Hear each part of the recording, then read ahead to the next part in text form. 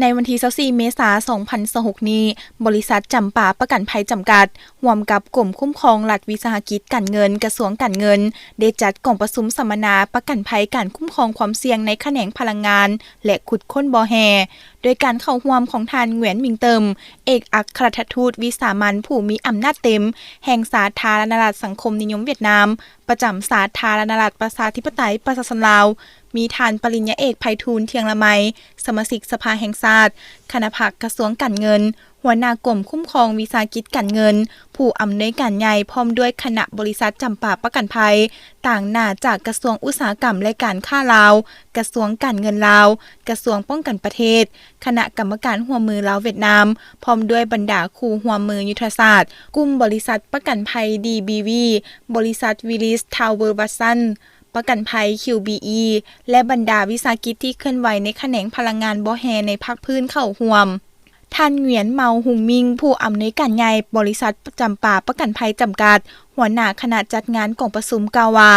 กล่องประชุมสัมมนาในครั้งนี้แม้นเป็นครั้งทำอิฐที่จัดขึ้นในระดับสากลซึ่งเป็นการบุกเบิกในแขนงการประกันภัยอยู่สาธารณรัฐประชาธิปไตยประชาชนลาวโดยผ่านกล่องประชุมสัมมนาพวกเขาหวังว่าจะสุขยูแลกเปลี่ยนบทเรียนสากลพร้อมทั้งเพิ่มทวีการร่วมมือระหว่างภาคส่วนต่างๆเพื่อสร้างระบบการคุ้มครองความเสี่ยงที่มีประสิทธิภาพและยืนยงอยู่สาธารณรัฐประชาธิปไตยประชาชนลาวกล่องประชุมสัมมนาในครั้งนี้ประกอบมีหลายหัวข้อสนทนาอย่างลึกซึ้งเช่นบทบาทการประกันภัยในการคุ้มครองความเสี่ยงการนำใช้การวิเคราะห์ข้อมูลเพื่อสนับสนุนการตัดสินใจการคุ้มครองความเสี่ยงด้านความปลอดภัยทางไซเบอร์ความรับผิดชอบต่อบุคคลที่3บทเรียนจากบรรดาบริษัทประกันภัยระดับสากลในการแก้ไขความเสี่ยงขนาดใหญ่และการแบ่งปันบทเรียนจากสาธารณรัฐสังคมนิยมเวียดนามซึ่งเป็นบอนที่แขนงไฟฟ้ามีการขยายตัวที่โดดเด่นหลายอย่างในการจัดกล่องประชุมสัมมนาในครั้งนี้แม้นการทอดถอนบทเรียนจากบรรดาวิทยากรที่มาจากหลายองค์การจัดตั้งที่มีชื่อเสียงเช่นท่านเหวียนตวงห่วงผู้อำนวยการฝ่ายทรัพย์สินเทคนิคและการเรือกลุ่มบริษัทประกันภัย DBV ท่านสำลิวมาจากบริษัท Willis Tower Watson ท่านนางเฟืองวอมาจากบริษัท Willis Tower Watsonและท่านนางลิงฟาร์มมาจากบริษัท QBE ประกันภัยพร้อมด้วยบรรดาวิทยากรในภาคพื้นได้ร่วมกันแบ่งปันบทเรียนตัวจริงและแนวโน้มใหม่ของตลาดในนั้นได้เน้นหนักถึงการเปลี่ยนแปลงจากรูปแบบการประกันภัยดั้งเดิมไปสู่การแก้ไขคุ้มครองความเสี่ยง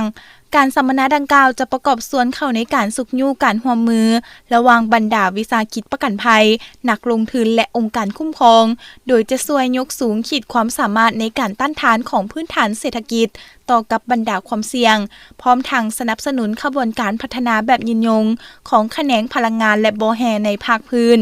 จากนั้นท่านปริญญาเอกไพฑูรย์เทียงละไมสมาชิกสภาแห่งชาติคณะผักกระทรวงการเงินหัวหน้ากรมคุ้มครองวิสาหกิจการเงินได้กล่าวในงานสัมมนาหัวข้อประกันภัยและการคุ้มครองความเสี่ยงในแขนงพลังงานและบ่อแห่ว่า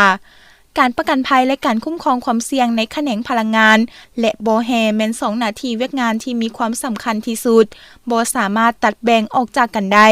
บรรดาเวียกงานในขงเขตพลังงานและบ่อแห่แม้นล้วนแต่มีความเสี่ยงหลายๆอย่างที่แฝงลึกอยู่ในเวียกงานฉะนั้นถ้าอยากคุ้มครองความเสี่ยงดังกล่าวให้ได้ดีขึ้น